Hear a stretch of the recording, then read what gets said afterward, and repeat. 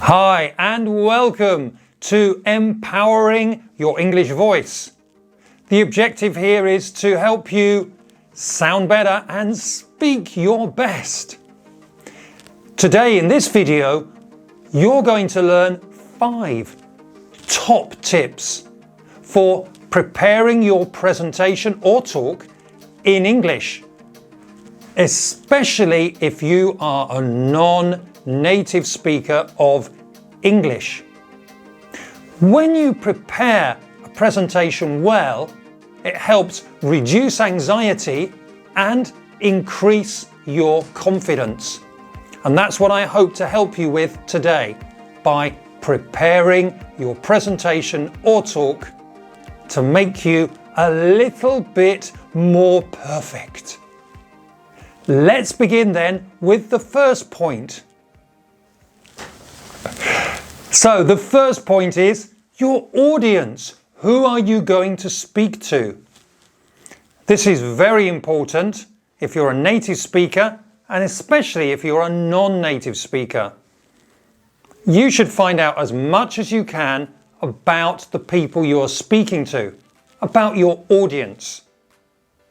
For example, where are they from? What level of English do you think they have? What knowledge do they have of your topic that you're going to talk about? This is important because you want everybody to understand you. What that means for you is to pitch or give your presentation at the right level. In English, we say that a fleet is only as fast as its slowest ship. So even if you have a fast ship going like this, it cannot go faster than the slowest one. Now, you don't have to give your presentation at a level for the lowest level person in the audience, but it should be at an average level so that most of the people can understand what you're saying, because really that's the whole objective or point of your presentation. Everybody should understand you. And that might mean that if you have a very good level, you may have to bring it down a little. And if you have a lower level, you may have to try and increase it somehow. Interesting points. Let's move on now to point number 2, which is related to this. Point number 2. Now you know your audience, where they're from, their level, what they know about your topic, you hope, and I hope. You can organize and create the material and the content for that audience. That means for you, as a non-native speaker, you can research the language that you need for that presentation or talk. Specific words, specific phrases that maybe you don't know.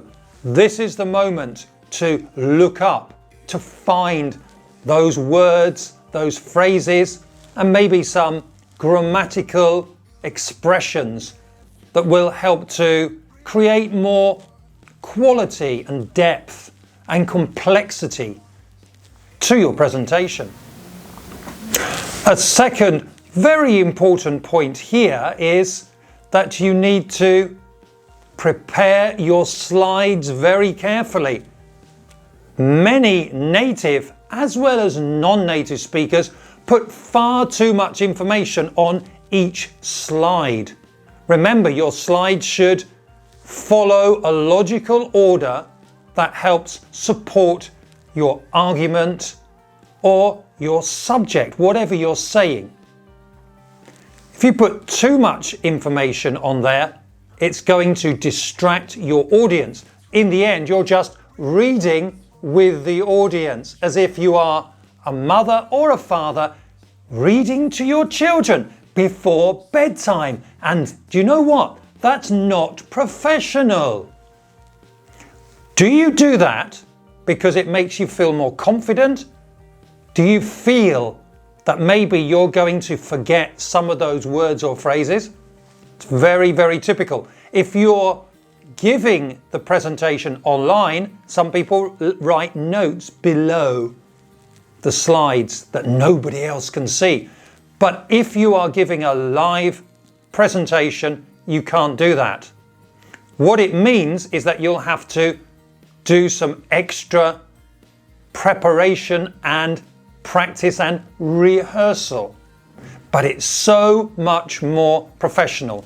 A good image and 1, 2 or 3 bullet points to support the slide and your argument.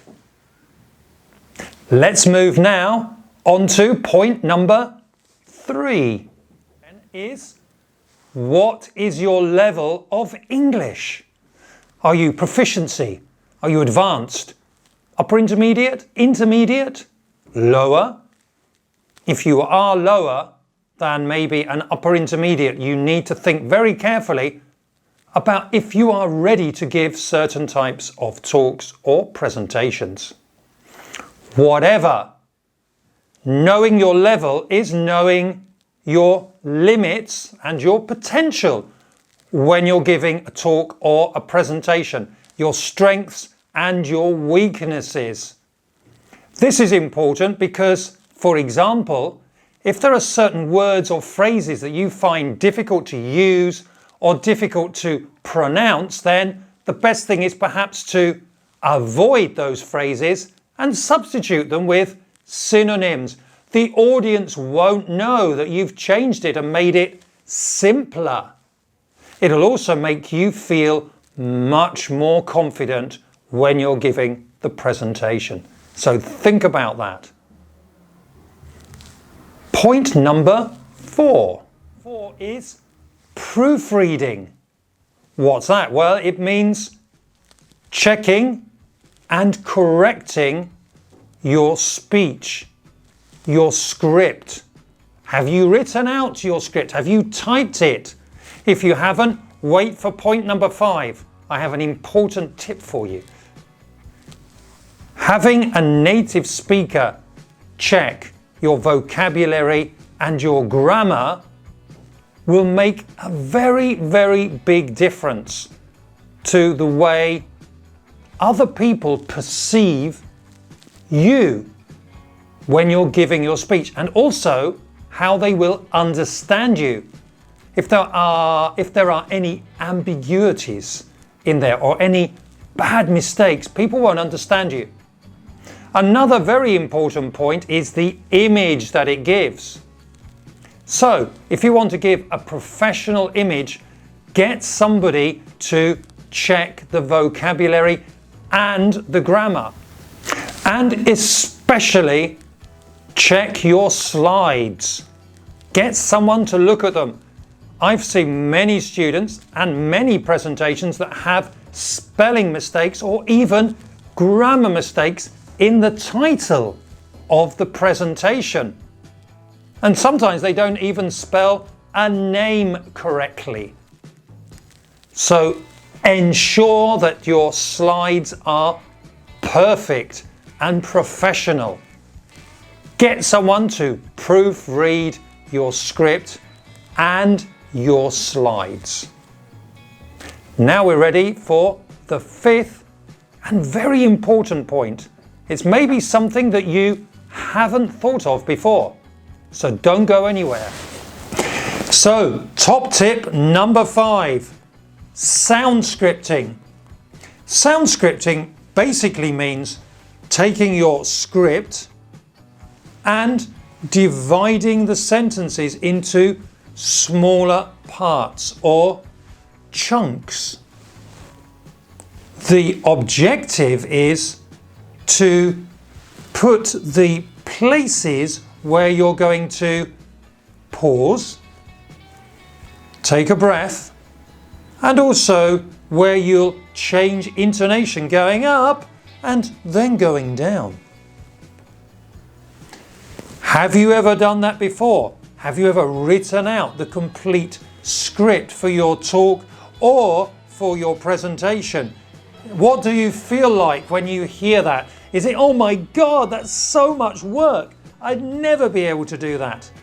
If not, then well, what you could possibly do is just prepare the intro and the outro, or the last part, which is the parts that most people remember, if you don't have any other more time to do so. Huge difference being able to work on the sounds that you're making, your vocal quality.